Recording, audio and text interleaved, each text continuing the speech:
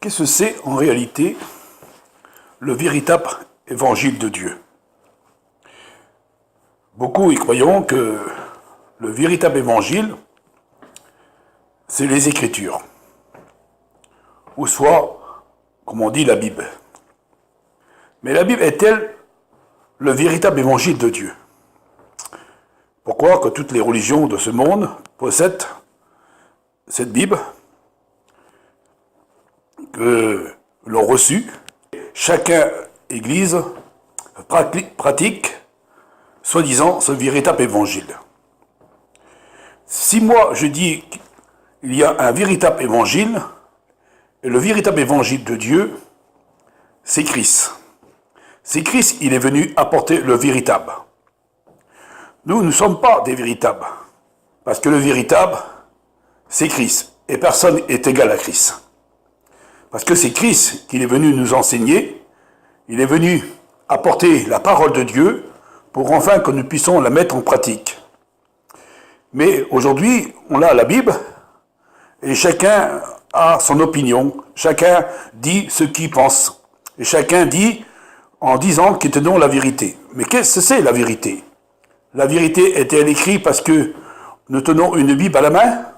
Mais quand nous regardons dans le monde, toutes les religions ont la Bible.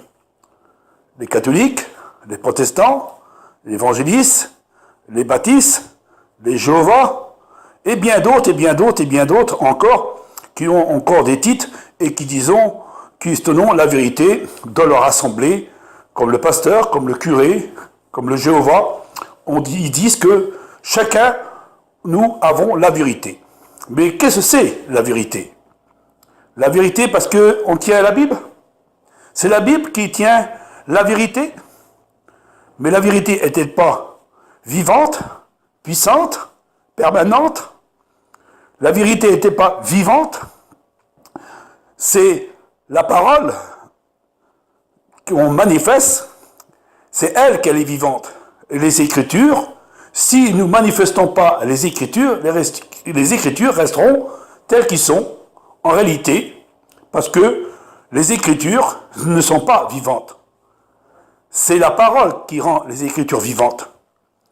Oui, dans la Bible, il y a des contradictions, il y a des erreurs. Malheureusement, c'est pour cela que chacun dit son opinion et on voit que les gens font la guerre à travers leurs prédications, leurs pensées.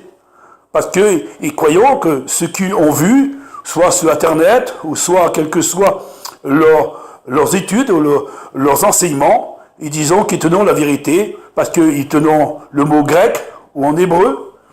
Mais Christ, il a dit qu'il n'y a ni grec ni juif. La plus belle des choses, c'est de reconnaître que Christ il est venu dans le monde. Il est le Fils de Dieu, il n'est pas Dieu. Il faut reconnaître que Dieu est unique. C'est lui qui est le plus important de toutes choses. C'est lui qui nous donne son esprit. C'est lui qui nous dirige. C'est lui qui nous fait passer de la mort à la vie. Quand Christ était ressuscité, c'est Dieu qui l'a ressuscité. Quand Christ est venu pour enseigner, le message n'est pas été son message, c'était le message de son Père. Et tout ce véritable évangile est venu de Dieu. Il est venu dans le monde pour nous éclairer, pour nous diriger, pour nous conduire vers ce véritable évangile. Mais le véritable évangile, nous ne pouvons pas le recevoir tout entier. C'est pour cela qu'on a du mal à comprendre le sens réel de ces Écritures. Et c'est pour cela qu'on se fait la guerre, on discute, on dispute, et en plus on fait des querelles, où on se combat pour lequel qui a raison au sujet de tel verset, ou de telle explication, ou de tel titre, parce que chacun trouve son opinion personnelle en disant « ça, c'est la vérité. Je tiens cette vérité à travers de ce verset. » Mais le plus important, moi je dis à ceux qui sont nés de nouveau, ceux qui ont reçu l'Esprit de Dieu, c'est ça le plus important, c'est de connaître la vie, la véritable vie, par l'Esprit. Si quelqu'un est en Christ, c'est une nouvelle créature. Les choses anciennes sont passées et toutes choses sont devenues nouvelles. Si nous avons l'Esprit de Dieu, nous sommes passés des ténèbres à la lumière. Si nous sommes nés de nouveau, nous ne sommes plus dans les ténèbres, mais nous sommes dans la lumière. C'est vrai qu'on a besoin d'étudier la Bible ou la parole de Dieu. Mais quand on voit la Bible, elle a été touchée. C'est pour cela qu'on a du mal à comprendre le sens réel de cette vérité. C'est pour ça que je vous invite à vous diriger et à vous examiner le sens réel des Écritures, mais toujours avec respect et avec amour. C'est pas parce qu'on connaît tout qu'on doit humilier tel frère ou telle sœur parce qu'on croit tout connaître. Mais la Bible nous dit, ce ne sont pas ceux qui connaissent, mais ceux qui connaissent toutes les Écritures. Mais le plus important, comme j'ai dit, c'est de connaître notre Dieu, notre Père. Pour ces quelques mots, ces quelques paroles, j'espère que vous avez compris le sens réel de ce que je vais vous dire, de la part du Dieu vivant, ce Dieu redoutable. Dieu nous a donné de la sagesse, Dieu nous a donné de la connaissance, mais nous ne connaissons pas toutes les Écritures.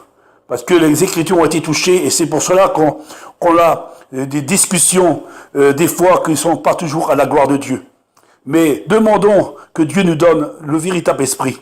L'esprit, non de querelle, mais un esprit de vérité, enfin que l'Église ne soit pas divisée, mais que l'Église soit unie dans l'amour et dans la paix, pour enfin que nous puissions devenir meilleurs et non pire en pire.